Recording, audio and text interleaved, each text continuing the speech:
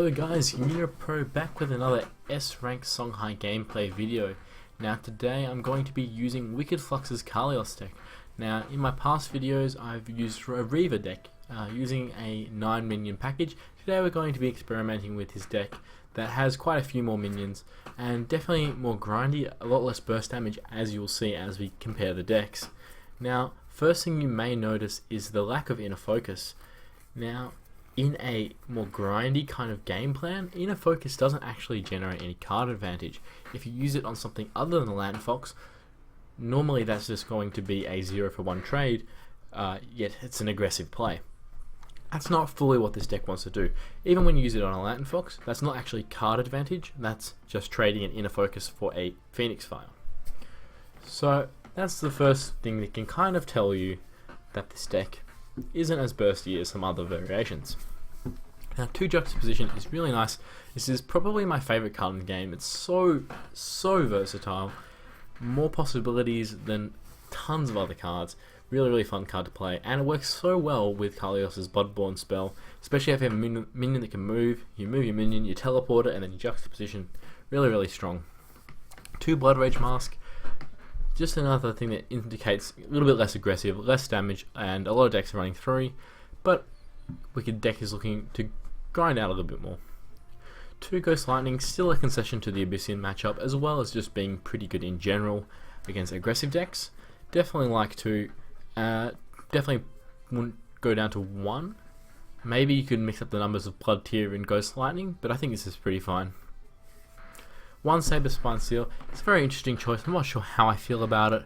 Maybe go up to 2 or 0, but I think it's fine. It's a nice top deck when your hand's full, nice to get off Heaven's Eclipse, but not something you really want early game. Okay, so Healing Mystic, this is what another card that really changes the identity of the deck. So Blood Tear and Healing Mystic are 2 cards that are really good early game. They're decent late game, but what they do is there's some cards that don't actually contribute to the Spellhai game plan, which is why I don't run them in my Reaver, but this is a different style of deck, because they're not spells and they don't benefit off spells, which is the whole idea of the deck. So there are some more dead draws in the later game that don't actually further your game plan. But of course, if we're playing a more grindy game plan, then dead draws aren't as big a problem. So 3 Phoenix Fire, pretty standard. 2 Elkil Lawmaster. This is a card I've wanted to play in Spellhai for a while now. I've thought about putting in my own decks. Really nice, allows you to adapt to the matchups and can reward some really slow calculated play. Against Liner you can get another Bear Seal, which is massive. Against Abyssian you can get more Ghost Lightnings, you can sort of finish with Saber Spine. What it lacks in pure power, it makes up in versatility. Not too much else to say here. 2 Twin Strike, I really like this. Allows you to clear the board and actually start to generate some card advantage. When this card hits, it's automatic card advantage. You can't be 1 for 0, it has to at least replace itself, I should say. 1 Emerald Juno, really interesting, allows you to be more aggressive with your health, and health can actually generate into damage pretty easily in duelists just because you can keep hitting with your general, which is something Songhai and Spellhai decks really like to do. 1 of is quite interesting. I definitely want to go to 2, but I'll see how this one goes. You can also try Silhouette Tracer, though then you need to start being more aggressive and get in your opponent's face, force them to run away from you, which is where you get the benefit, and that's not always the case for Spellhai. 3-4 Winds Magi, pretty standard. Top end, you could maybe switch to a 2 and 2. I might actually do that. Heaven's Eclipse can be a bit clunky, and I really like having 2 Spiral Technique. It's probably a change I'll make at some point, but not at the moment. Now before we get into things, I'd like to just say that I'm going to try something a little bit different for this video. Now before every video I make, if I'm using a new deck, I'll play a few games with the deck. So I decided I'm going to play Wicked Flux's deck, so I really want to show off this deck because I've already showed off a Reaver deck. I'll play some games, and I did, and then I came across in my first 2 games some really interesting games, and I thought they highlighted some things that I'd really like to talk about and some really interesting decisions. So what we're going to do is, from my first 2 games, these are literally my first 2 games, this is not me going on a 10 game losing streak and then picking and choosing whichever ones I wanted. This is literally just my first 2 games of the deck, which I thought were really interesting, and they were against Lilith and Xerix, which are probably the 2 best generals in the game. So I wanted to showcase this deck, and not saying anything about these matchups, win rate rise, but it's just, you know, showing ways that you can win and some strategies that I employed. If we do have time left over, I may play a live game. It's basically going to depend, but I also have some appeal in wanting to be able to pause, go over things in a lot of detail. So I will quickly load up the game here. So this was in ranked, just want S-ranked gameplay still. So just quickly loading in. Okay, so our first one is in Lilith. So I may be pausing quite a bit to talk over some plays. We'll just pause and quickly talk over the mulligan. Okay, so here, it's quite an interesting decision. You really want to keep your minions in Spellhai because you don't run a ton, and you're not guaranteed to draw them later. So it was quite an interesting decision. I decided that I'm definitely keeping this minion package. Do I want a Bear Seal? And even though it's not very good early, I already have early game plays, and the more Bear Seals I have in the game, it's generally pretty good against Abyssian. Now Abyssian can also swarm pretty hard, so I didn't want to keep two, so I do believe I just get rid of one. Having one Bear Seal in hand is really nice. Allows you to play aggressively and not worry too much about a big threat. So I think I toy with the idea of replacing, but I see a nice turn 1 play here, potential turn 2 play, and then a backup plan for those really big Abyssian threats that are must answer. So I'm already thinking at this point, am I going to keep Juxtaposition? I don't really see it being too useful. I considered, playing a Chakri Avatar, it can get into range, but he's going to want to contest the Mana Tiles anyway, so I can be pretty close in range. Okay, so I just developed my board, making sure to play my Chakri safe. There's not really well, there is merit definitely to playing around a spell, and probably in hindsight I could have considered that, so I could have maybe played Chakri here.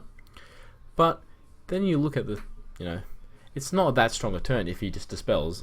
It's a pretty even trade. I get to kill his 2/2 for free. Maybe he plays another 2-drop, but I also decided that, well, he's probably not going to play another 2-drop, so he can't go 2-drop on here and dispel because he didn't have a turn 1 play, so it's pretty unlikely. If he did, he would just be going up here dispelling. I kill the 2/2. I have all the tempo in the world, so I'm happy playing that there, but definitely merit to playing it safer. Okay, so he plays a Wraithling Swarm. I've got a couple options here. So I can go for just a 4 Winds Magi, but I'm not really dealing with his board, and I wanted to deny this Mana Tile because he can move on to it. So I choose to just deny it by putting something directly on it. And I think what I really want to talk about here is my eventual positioning here. So I play Lantern Fox. I think I do play this turn fairly quickly.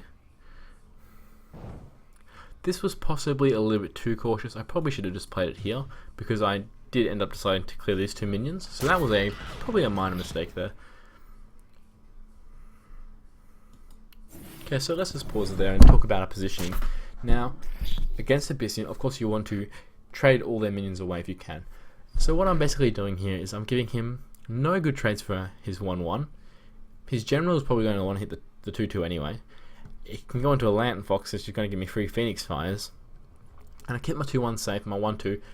I'm ready to teleport this in once I get to a point. I'm happy for it to build, and I don't really need to get that fast. So if you just look at his board here, a good way to think is, if my opponent has a card that doesn't affect the board, what's the best for me? And sometimes that's the play you need to go for when you're just doing general positioning stuff and not playing around specific cards.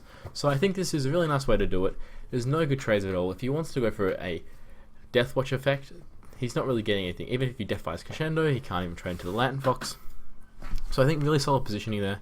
And quick thought, but I definitely want to keep Bear Seal, and I definitely want a turn 4 play. So no need to replace.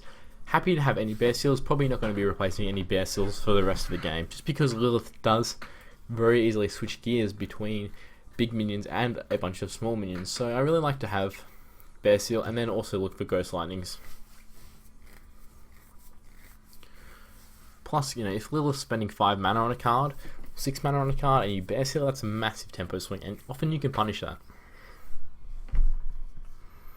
Okay, so an Ephemeral Shroud does come down, which will, weaken my hand a bit because I was running a bit low on cards, but I still have a nice board.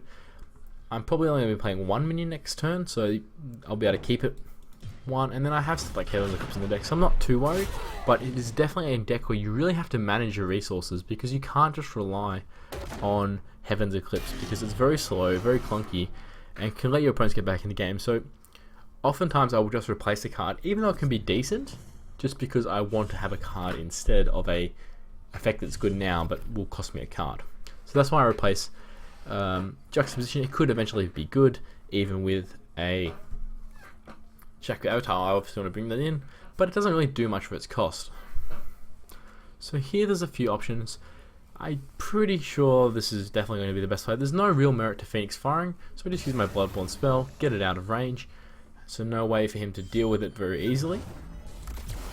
And then I just clear the board in the most efficient way possible. So obviously my general can come in here. I want to pressure him still, so I'm getting close rather than here. Don't give him any options to run away. Kill this 2-1, and then I actually thought for a while about this Shaku Avatar. And I thought, well, I want it to be close because my Bloodborne spell only teleports 2 spaces. And then another card I was considering was Dancing Blades. And in the end I decided, there's so many good 5-drops in Abyssin, I'm not going to play around Dancing Blades. If he has, good job to him, I can still Bear Seal. So I still have these tempo swings, it's not going to cost me the game. Obviously, the positioning here is not that relevant. It's probably going to be teleported in at some point. But I might as well at least consider the fact that what obscure card can bring him back into the game? What card do I need to worry about? Because I'm in a very, very good position here. I have 3 minions on board. I have a pretty decent hand considering that Lilith is going to start dropping big threats. So definitely something to consider. But then in the end I decided, well, it's such a small chance I'm not going to play around. But I definitely think it's something to consider. When you have nothing to play around Dancing Blades is my general rule.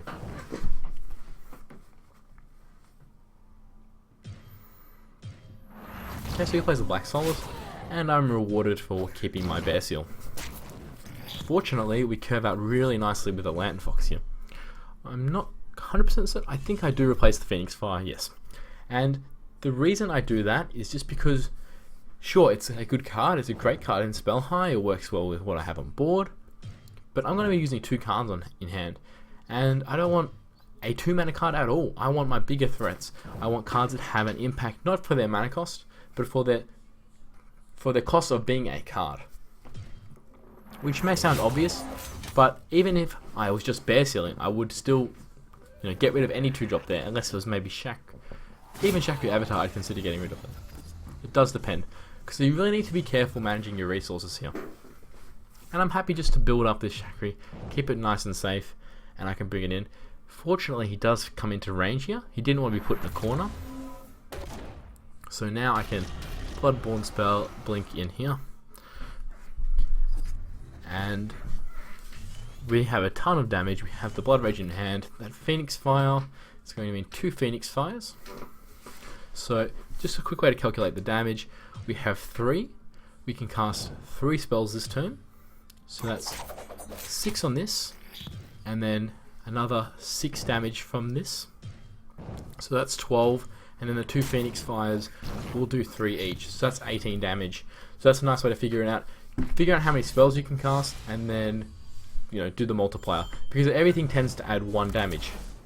Each spell adds 1 damage to this, 1 damage to this, and 1 damage to this. So I count 3 spells, 3 multipliers, that's 9, plus the damage on board, which was 3, 12, plus the 2 Phoenix Fires.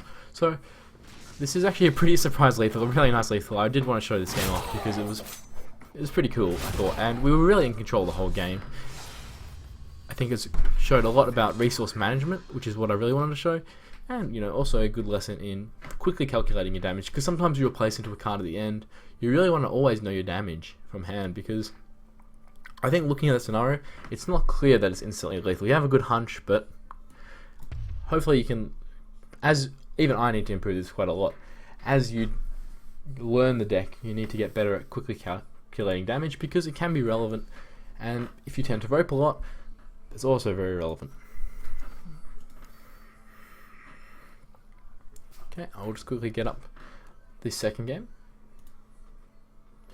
Please do let me know if you enjoy this free play kind of style. I know I tend to take a lot longer when I'm recording a video, but I really enjoyed these games, and I wanted to show off some strategies, and I think there's a lot of resource management going on as well. Okay, so interesting here. I definitely get rid of the Heaven's Eclipse. I think I did that really fast actually, it's surprising. I thought about keeping the Onyx Bear Seal, but we don't know what's Sabotage. It's only really good against stuff like Starfire, Scarab, and Amaya, which is still a bit late. So I decided with this deck there's a lot more early drops. I actually wanted to talk about the positioning of these minions here, because I actually thought for quite a while, well, a decent amount of time here, because there's the middle square. You can deny the middle and threaten to ramp really easily into 5, or you can just play it safe and give yourself a really good chance of having them live. Now, here's a concept that I really want to talk about, and that is activating your opponent's general on the early turns. Now, the chances that my opponent doesn't go to the middle square are considerably lower because he didn't have a 2-drop, so he's unlikely to go 2-drop into 2-drop. However, he may still want to deny me a mana tile. As I have 2 minions on board, I can pretty easily take them both if he just lets me have them. What I wanted to do was I wanted to avoid the situation where he's able to go to a mana tile and then activate his general. His general is actually doing something on the turn by hitting my 2/3, which basically makes it hard for me to trade in, and basically gets an attack out of the way, starts clearing the board. If he could, he may just take 8 damage and trade. If he could just take 8 damage, get rid of the board, he may consider that. Definitely do it for 4 damage. So that's what he's basically, it could accelerate. Now if he wants to activate his general in a sense, he has to come to the center away from the mana tiles, which makes it easy for me to take. So that was what I thought about. Definitely is merit to going to the middle, but if he somehow replaces into double 2-drop, he goes here, plays a 2-drop, plays another 2-drop, and he gets to activate his general, that seems pretty good. So that's what I chose to do. Definitely can go either way, but I really like this style. I used to go for the middle mana tile a lot more, but if your opponent's general is not going to be doing a ton, I wouldn't really consider it a lot of the time. Okay, this next turn is a turn I really want to talk about. Okay, so my opponent plays a Sojourner here. Now, we'll see that my opponent does get back to 6 cards because he missed his turn 1 play. So, we do want to kill it this turn because we can deny him a card. So, there's a couple ways I can do this. I can just trade into Ghost Lightning, even play 4 Wings Magi and Ghost Lightning, or Land Fox and Ghost Lightning. But I decide I don't want Ghost Lightning. So why would I not want Ghost Lightning when it lets me curve out, do some damage, activate my 4 Wings Magi already? Well, I'm basically just using Ghost Lightning to deal with a 1/1, which is a terrible waste of a card, even if it generates us some tempo.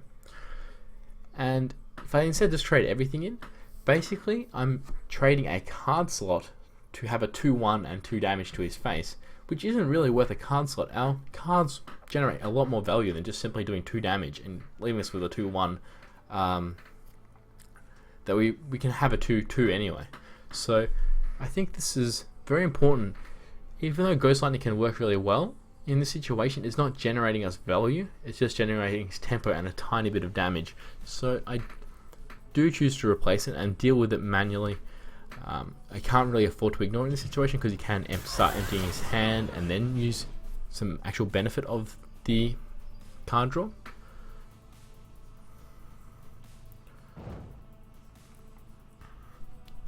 So unfortunately I'm not able to block him from getting to 5 mana, but there's not a lot of 5 mana threats that I'm really that afraid of, especially when I have a live Lantern Fox. What I am afraid of though is Zenrui. So if I play Zenrui here or here, he walks the other mana tile. Well, actually I can do it that way. I chose to just do it more centrally. So yeah, you can play it just there central, but I decided to play it safe, stop him from well, there's not a ton to stop him from, but just having it central, stop him doing damage to it easily with his general. If he desperately needs to go Wind Shroud plus general hit, he can't do that. And also definitely need to make sure I play around Zenrui. I could play it there, which is also fine, but I have nothing to ramp into. I'm going to be able to access these mana tiles anyway. Playing it so you can walk onto a mana tile is only really good when you have something to ramp into. So now that his Wind Shroud comes online, he actually gets some potential for a lot of power plays. Stuff like Dunecasters online, give me only 1 Lantern Fox. He gets to the first wish. Silence as well, so he has basically the perfect well, not the perfect answer to Fox, but he has a really nice answer to Fox. And he's able to develop a 5-3, a 2-1. Okay, so how do we punish this? Or how do we recover from this? I'm at 24 health. I'm not going to win by outstalling him, so I get rid of Emerald Juno really fast. Now, I actually thought about going for a Heaven's Eclipse here, and the idea behind that would we have Mana Vortex. We can kind of get a really nice swing turn next turn, but we'd only have access if we want to play 4 Winds Magi. Only 3 mana's worth of spells to deal with the board. So I decide, let's just get the 4 Winds Magi. We can get it really safe. His Bloodborne spell's deactivated. He can't hit it with his general, and he's just used a silence. So sure, we can take 5 damage, but next time we have stuff like Heaven's Eclipse, we can start clearing the board while also dealing damage. So I thought this was the best. It sets us up. If he has an answer to it, it could be something like another Dunecaster plus a Rush's Curse, which leaves him very vulnerable to Ghost Lightning, that kind of thing. So the answers aren't that good, and he needs another silence. If he silences, we still have a 4/4 body at least. I want Heaven's Eclipse to be the smallest temporary loss that's possible. So there's a Dunecaster just to buff it up even more. And so we get a turn with a live active 4 Winds Magi, which is always pretty good for Spellhai. You're in a pretty nice spot if that's the case. So the replace actually here is quite interesting. I do end up replacing this Blood Rage Mask, but I wanted to talk about it because Blood Rage Mask is a very good card. Soon I'm going to be having a ton of spells, but what I want is something that will allow me to play on curve here, because I have Onyx Bear Seal, or I can Mana Vortex and hope for an Heaven's Eclipse and get like a Phoenix Fire, but that's all very shaky. If I miss, I could very easily lose the game. And I don't want to just play Onyx Bear Seal or Blood Rage Mask and Onyx Bear Seal because it's very weak. I'm versing with Trivian, so Onyx Bear Seal is never amazing. Blood Rage Mask, we can deduce that he doesn't have a Rushars because he would probably clear this with this plus a Rushars, but it's still not great. Where behind our board he's going to have his Bloodborne spell, so we need something that will help us curve out and keep up in tempo. So I do replace the Blood Rage Mask, and thankfully we get a Twin Strike. So we can, obviously we're going to Bear Seal first, because there's no point Twin Striking that. And now there's an interesting decision here, but I don't think there's really, in the end, there's not a lot to it. We could trade in first and ensure we get a board wipe with our of the Pado as well, and we save a little bit of damage on our general, but the Pado is not really that much of a threat, and he's going to have his Bloodborne spell next turn, so I can't really let him kill this 4 Winds Magi for free. He does draw it a spell, but it's still in range. It's still a 4/4 body. I'm not really sure how keen I am on moving like this. I don't think he needed to move his general, but he decided to. So he plays a Maya here, and immediately I'm looking at this juxtaposition in my hand. Really, really nice. I decide there's basically no way I'm ever playing Ghost Seal here. I can't possibly trade in to the Maya and then Ghost Seal, so I get rid of it pretty fast. Okay, so nothing else to do. I might as well Heaven's Eclipse.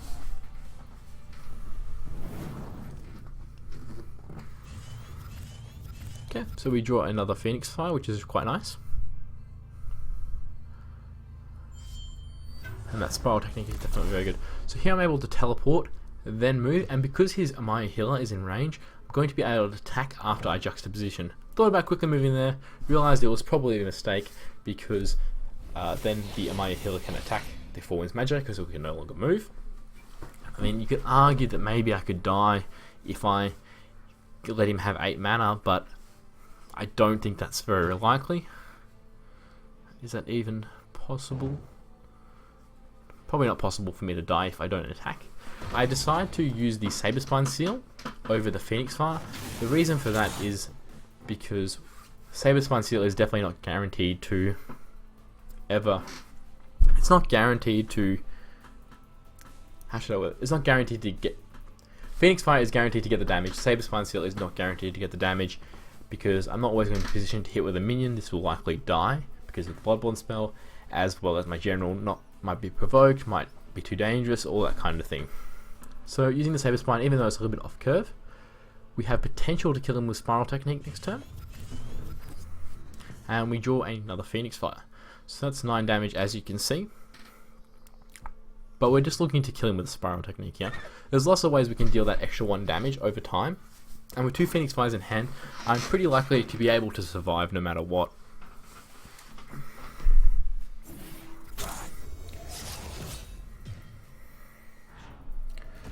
Okay, so as you can see, we're pretty fortunate in that we got that 3rd Phoenix Fire, but not really that lucky. Getting 2 Phoenix Fires, 16 cards in, we're replacing every turn is nothing special.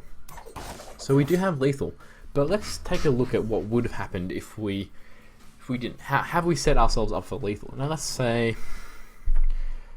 that was something else.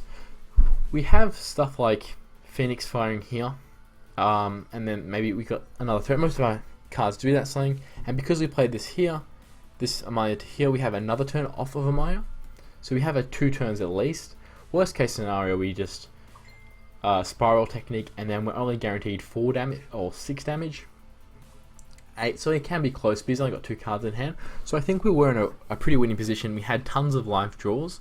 I think we've played this one pretty well. I was pretty happy with how I played this one, and of course we do have the lethal here. So that 3rd Phoenix Fire, one of them was from the Lantern Fox, and he knew about that. So I think that was definitely nice gameplay. I still, even though it could have turned out badly, I still agree with not hitting on that last turn when he had 3 cards in hand and he'd have 8 mana. I'd be at 10. He could put me into 8 with his general. Then it's just another 2 from the Bloodborne spell. He has 7 mana to deal 6 damage, which is very, very possible for a Truvian, even if they only have 2 cards in hand. So I was being a little bit cautious there, which is definitely something I like to do. I didn't feel like I was in a position where I needed to go all out. So we did get the win there. This video has been about 27 minutes long. Normally try and give him about half an hour, but I'm itching for some Spellhai. Let's do a live one. So yeah, it was literally my first 2 games of the deck. I wasn't just trying to show off my cool wins or anything like that. It was, and even if I lost those games, I think I would still have shown them in replays, just because there was a lot there about resource management, getting rid of cards that are good in the current situation but don't do a lot per card, because this deck is very, very reliant on resource management. You can't just spew out your hand. You're not drawing 2 cards a turn. You don't have stuff like Spelljammers, and Heaven's Eclipse is very slow and very clunky at times. Okay, Abyssian, a Lilith deck. So we're looking for stuff like Ghost Lightning, Onyx Bear Seal, potentially. I very rarely get rid of Mana Vortex. It's one of the best cards in the deck. I think I'm going to keep it. We actually have a pretty nice early game here. Definitely a couple options. Could even consider getting rid of the Healing Mystic, because Lantern Fox is so good. But Lantern Fox isn't necessarily the best turn 1 play, because if you want to play it aggressively, then your opponent can just trade into it twice and you'll only have 1 card. The Blood Tier actually does make that quite nice though, so if he doesn't dispel it, we can set ourselves up to get 2 Phoenix Fires, but we'll have to see what he plays. So Jaxi is obviously very awkward for us to deal with here.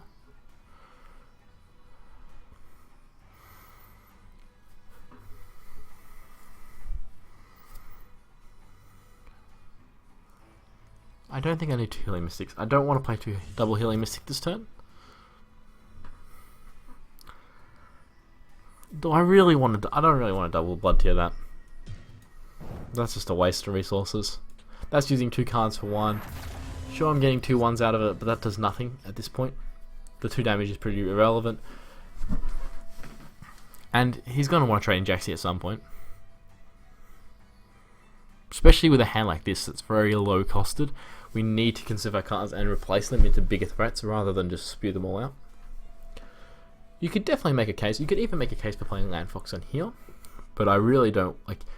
Abyssian runs tons of Blood Tiers, even Demonic Law. I don't want to just get 1 Phoenix Fire from this. And I don't want to, obviously, Blood Tier nothing. I don't want to Blood Tier the face. Okay. Hopefully not a Dispel. If it's not a Dispel, we get really nice value out of our Fox. Okay. But obviously he's swarming us pretty hard. We would really, really like a Ghost Lightning. We do run 2. Saber Spine seems pretty terrible here, so we'll get rid of that.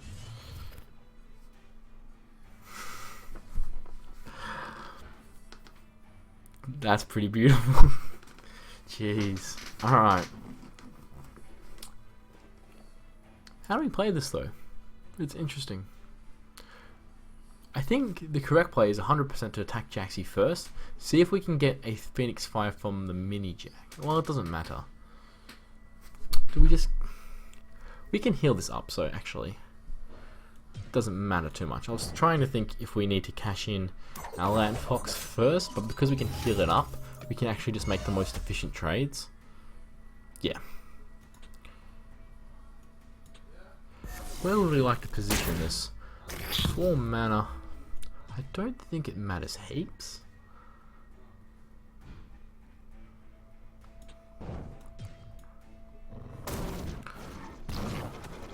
Let's just try and limit his options. There's not really anything to play around turn 4. I don't really want to play... Okay. Well, that was a pretty nice start, but I don't think he should have conceded. Alright. That is about 32 minutes. I know that game was pretty terribly short. Well, let's quickly go over some stuff. I was watching...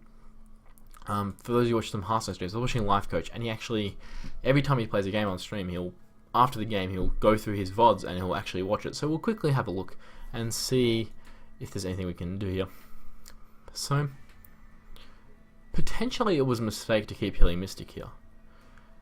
We need to think... Because in the game we played a Land Fox even when we had 2 Healing Mystics, which was obviously the best situation to play Healing Mystic, because then you're curving out best, you're playing 2 2-drops.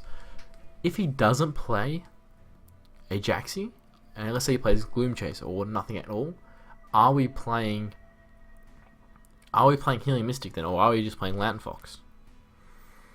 Which is actually quite a good question.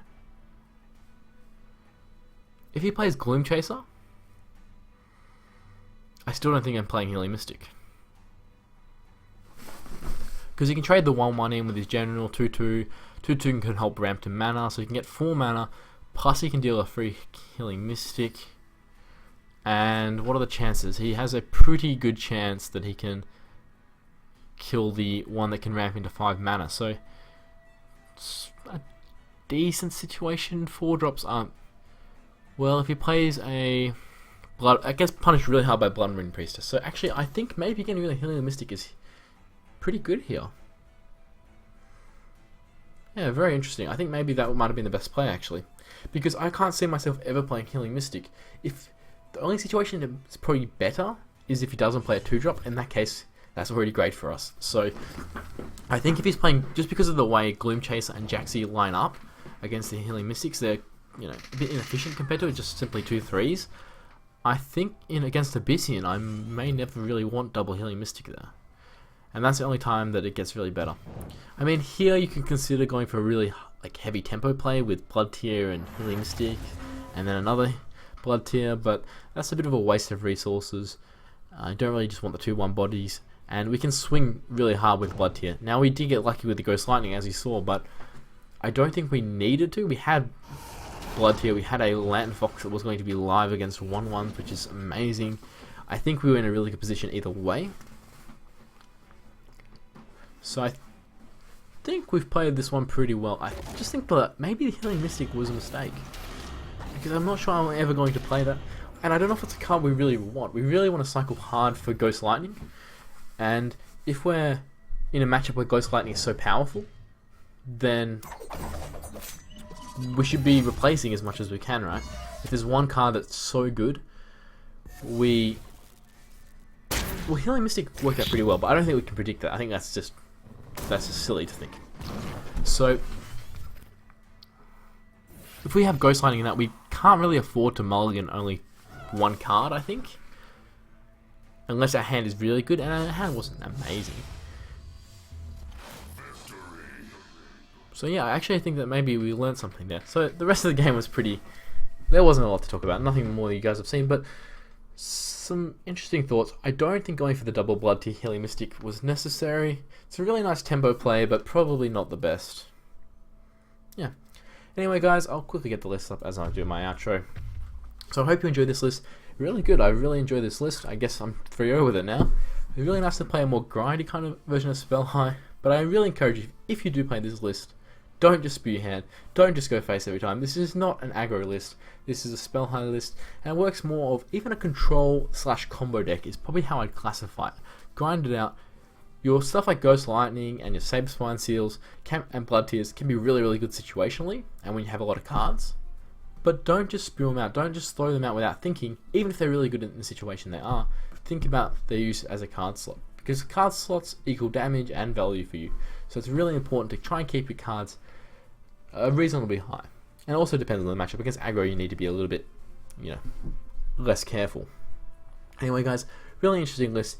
Definitely a few options you want. Spellhai is pretty versatile. You can change how many Ghost Lightnings you have, more Saber Spines if you want to, more Blood Rages. You can get rid of stuff like Elcuin. You can put Adjudicator in if you want to try it. Twin Strikes are very versatile. Spiral Technique and Heaven's Eclipse numbers can change.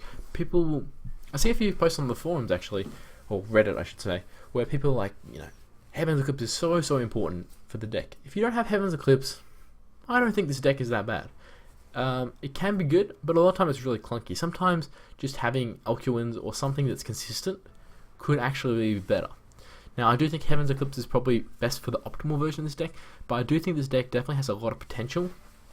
Don't necessarily just try to replace a card with something that does a similar role. Don't have to replace it with a Spelljammer, because Spelljammer might be pretty bad. Oftentimes you're not using a lot of cards in the early game, or you're cycling cards. Sometimes Spelljammer might be really good. But you can also just do it to other strengths of the deck. You can put in another Elcuin and another spell, like another Twin Strike can do a similar job, but it's better against aggressive decks than a Heaven's Eclipse.